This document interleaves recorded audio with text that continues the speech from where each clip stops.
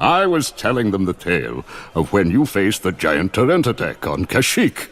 What a terrible beast it was. During the reign of the Sith Empire, the Sith realized that if they were going to win this war against the Jedi and Republic, they would need to use some alternative methods to kill the Jedi. And so to give them the edge in the war, they would create these monstrosities forged from the dark side of the Force known as Sith war beasts. And while there are many of them in Star Wars legends and canon, none of them even compare to the Terentatek. But what made this beast so powerful, and why did the Jedi eventually decide to hunt it down to extinction? To fully understand the significance of the Terentatek's Sith war beast, or the Sith spawn, we first must delve into their origins and creation process. These terrifying creatures were first engineered in the breeding pens of Ziost, where the Sith Empire employed dark arts of Sith alchemy and manipulated breathing techniques. And with the help of the services of the Knitters of Entrail and through many generations of selective breeding, their mission would be a success, as they were able to produce creatures with an insatiable hunger for all Force-sensitive beings, particularly Jedi. And these beasts were also genetically trained to follow the command of their Sith masters. Even Emperor Palpatine, who highly valued the power of the Force, could not overlook the potential of these formidable beasts. He once remarked, although the Force can be used to create terrifying illusions, it is sometimes more satisfying to create actual creatures that are willing and eager to shred and devour one's enemies on command. And I personally think that he and the Terentatek would have been best friends. This creature, aside from its menacing appearance, was bred specifically to hunt and consume Force-sensitive individuals, which would have been very useful for Palpatine to use when hunting down Jedi. However, their thirst for Force-sensitive blood also meant that it could pose a serious threat for the Sith purebloods, giving their masters a powerful tool to eliminate any of their enemies. And while the origins of these beasts are actually kind of debatable, we do have two different origins that could suggest a possible origin of these creatures. The first of which, when Exar Kun created them using Sith alchemy. He would use Sith alchemy to create Terentateks during the Great Hyperspace War and would unleash them in Jedi outposts across the galaxy, specifically on the planets like Kashyyyk, Tython, and Tatooine, where they would earn the title of Jedi Killers, due to their effectiveness. But following the war and the Sith's eradication from the galaxy, the Jedi Order would recognize the Terentatek's danger and sought out to eradicate them, as these beasts were far too powerful to be left alive within the galaxy. And even though the Jedi are known as keepers of the peace, they would set out their own tasks to completely annihilate the entire species. However, this task would prove to be difficult, as the Terentatek could enter hibernation during periods of low dark side activity, which after the Great Hyperspace War was easy to do, as there was practically no Sith left. And this would allow many of the Terentatek to survive into the era of the Clone Wars and the Empire. And the second origin story suggests that the Jedi themselves inadvertently created the Terentatek. In the year 25,805 BBY, during a war in the Tython system, the Jedi Order, or back then known as the Jedi Order, developed a beast called the Terenta to locate and neutralize enemy explosives using alchemy. And these creatures, likely modeled after the Rancors, proved to be very effective in helping them win the war and restoring peace. However, the war would change them, as they soon developed a hunger for Force-sensitive beings, which would include the Jedi they served alongside with. And this eventually would become bad enough where the Jedi would be forced to relocate them to the moon of Tython named Bogan. However, thousands of years later, the memory of these creatures would fade from the Jedi Order, and eventually the Terentatek would reappear on Durum Kaz, the future capital of the true Sith Empire, and the Sith, realizing their potential, would repurpose them as Sith war beasts and would use them against the Jedi Order, which would be very effective. There is also speculation that the Terentatek originated on the Sith homeworld of Korriban, where, due to the planet's natural dark side influence, gradually transformed the local Rancors into these fearsome creatures. And now that we know their origins, what made them so powerful that the Jedi decided they had to kill them all? The Terentatek